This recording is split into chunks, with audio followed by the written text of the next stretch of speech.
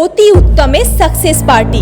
বিশ্ববরেণ্য পরিচালক বাবু সৃজিত মুখোপাধ্যায় সবাইকেই অভিবাদন করেছেন। তার মধ্যে মিডিয়া থেকে স্বস্তিকা কে নেই? নেই শুধু তিনি আর তার ছায়াসঙ্গী বর্তমানে যিনি উত্তম বাবুর প্রতিনিধি। আরে নাতি গৌরব রাজি তো ক্যা করেগা কাজী। না, শিল্পী সংসদের বর্তমান প্রতিনিধি, যার কাছ থেকে মাত্র 30,000 টাকায় উত্তমের 3টি ছবির ক্লিপ নিয়েছিলেন সৃজিত, সেই সাধন বাগচিকেই আমন্ত্রণের প্রয়োজন বোধ করলেন না সৃজিত বা প্রযোজনা সংস্থা ক্যামেলিয়া। এ নিয়ে কোনো খবরও হয়নি। সত্যি অতি উত্তম। আমরা এসএস মিডিয়া বলছি, ছি। আমরা ফোনে যোগাযোগ করেছিলাম সাধনদার সঙ্গে। না না না, আমরা কোনো ইনভিটেশন পাইনি, আর জিৎবাবুর মানুষের থেকে এগুলো আশা করি না। কেননা ওনার সঙ্গে কথাবার্তা বলে আমি যেটা দেখেছিল বুঝেছি, তাতে আমার ধারণা হয়েছে যে উনি অনেক উচ্চ ইয়েতে ওনার দৃষ্টিভঙ্গি আরো অনেক উচ্চ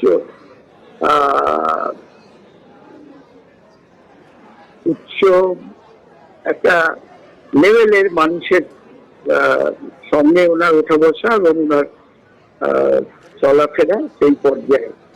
সেই কারণে আমরাও ঠিক ওনার কাছ থেকে আশাও করিনি, আর এগুলো আশা করিও না।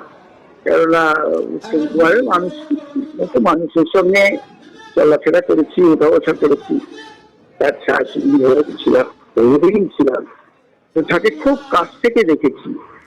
তার ফলে উত্তম কুমারের মতো মানুষের যে মানসিকতা, যে উচ্চ নিচ, ছোট বড় সবারই সঙ্গে তার যে একটা ব্যবহারিক সম্পর্ক, এবং উনি সবারই কাছে মাথা নত করে শিখতে চাইছেন, এই যে এটা অনুপ্রাণিত করেছে আমাদের, এবং আমরা ওকেই অনুসরণ করি।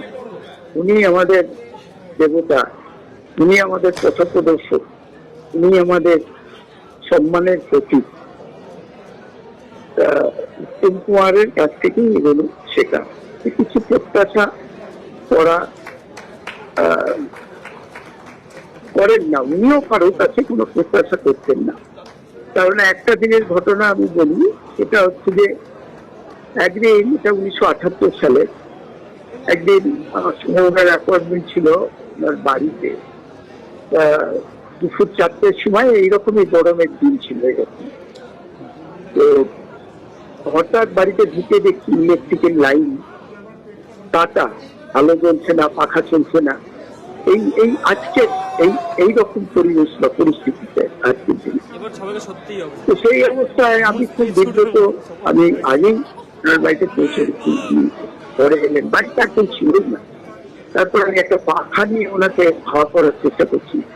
তারপরে আমি তখন সিদ্ধার্থ শঙ্কর রায়ের মন্ত্রিসভা, সমস্ত মন্ত্রী তার একদম পরিচিত, এবং কিন্তু আমি অবাক হয়ে তাকে আমি বললাম যে দাদা, এই পরিস্থিতিতে আমি রাইটার্স বিল্ডিং এ ফোন করছি। অথবা সিএসসিতে একজন পাবলিক রিলেশন অফিসার ছিল অমল ঘোষ, তাই বললাম আমি তাহলে সিএসসিতে ফোন করি। উনি আমার দিকে এক দৃষ্টিতে চেয়ে থাকলেন এবং বললেন যে কি হবে।